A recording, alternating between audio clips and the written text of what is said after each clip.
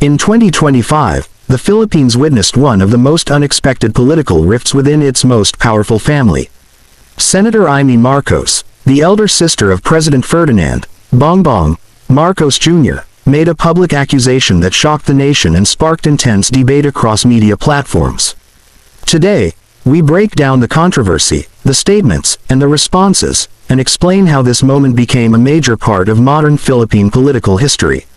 The conflict began when Senator Imee Marcos stood before supporters and claimed that her brother, the president, had long struggled with illegal drug use.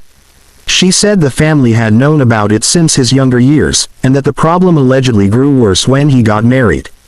Imee even referenced what she described as testimonies from their father, the late President Ferdinand Marcos Sr. Her claims did not stop with the president. She also accused First Lady Liza Marcos of involvement in illegal drugs, suggesting that both husband and wife shared the same issue. These statements quickly spread online, igniting a wave of discussions, speculation, and controversy. But the palace was quick to respond. Malacanang dismissed Imee Marcos's allegations as a desperate political move. Officials pointed to past drug tests that the president had taken, including tests during his 2021 campaign and another one reportedly conducted at St. Luke's Medical Center in 2024, all showing negative results. Even Sandro Marcos, the president's eldest son and a sitting public official, rejected the accusations, calling them baseless and untrue. Supporters of the president argued that the allegations were an attempt to damage his administration during a period of political tension. As the story spread, analysts noted that drug allegations have often been used as political weapons in the Philippines. From election campaigns to power struggles, claims of drug use have long been part of the country's political landscape, whether proven or not. The clash between Imee and Bongbong Marcos became another example of how personal relationships, political ambition, and public narratives can collide. In the end, no official evidence was released that confirmed the senator's allegations, and no legal action was taken. What remained instead was a public glimpse into a deep family conflict within one of the most influential dynasties in Philippine politics. This episode highlighted not only the fragility of political alliances, even within families, but also the power of public statements to shape national conversations. Whether true or not, Imee Marcos's accusations left a permanent mark on the political history of the Marcos family, a reminder that in politics, even blood ties can break under pressure. Sa totoo lang, mababasa naman ng lahat ang mga testimonya ng aking ama patungkol sa kanyang ugali at gawain. Noon, dahil may tatay pa kami, hindi ko pa siya responsibilidad. Noong tumatanda, ay mas naging nakakabahala. Batid ko na nagda-drug siya.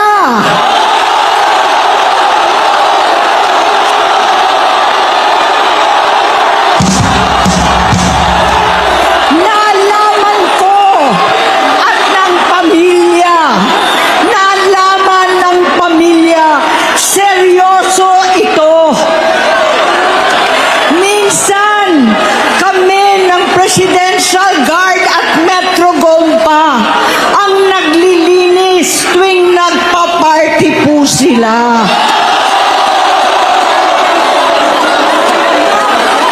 Nabuhay kaming magkakapatid sa ibang bansa. Kami-kami lang. Kinumbinsi ko pa si Bongbong. Pakasalan mo na si Lisa. Naisip ko noon, kapag nag-asawa siya, malalagay na sa tahimik at magkakaroon ng direksyon. Ang laki ng pagkakamali ko. Mas lumala ang kanyang pagkalulong sa droga.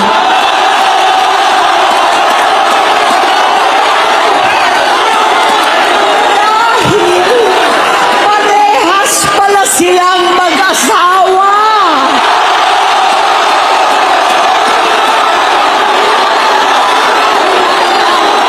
Naging gobernador siya ng Ilocos. Alam ng mga tao doon na siya pumapasok.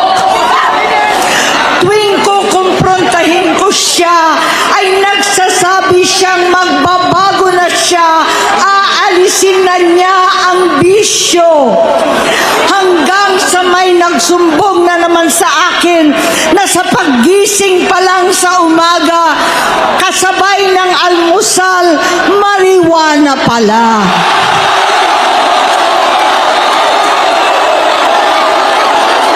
Maghapon sila, lahat sila nagiinuman at gumagamit ng cocaine.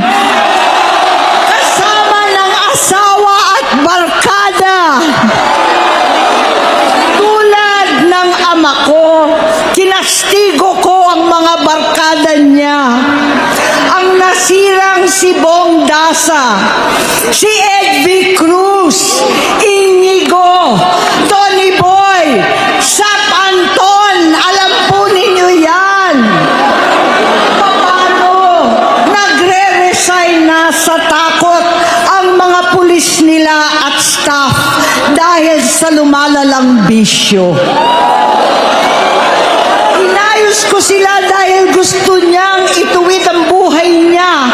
Gusto niyang mag-vice-presidente. Hindi siya pinalad at lalong nagkaroon ng oras para sa bisyo. Simula noon, naging malabo sa amin ang lahat. Kaysa mag-away, bigla na lamang lumayo ang loob namin sa isa't isa.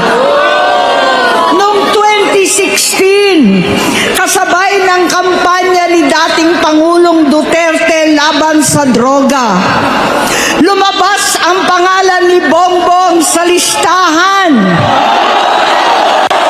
Nakasama siya sa listahan ng mga celebrities, mga artista, Maricel Soriano at iba pa.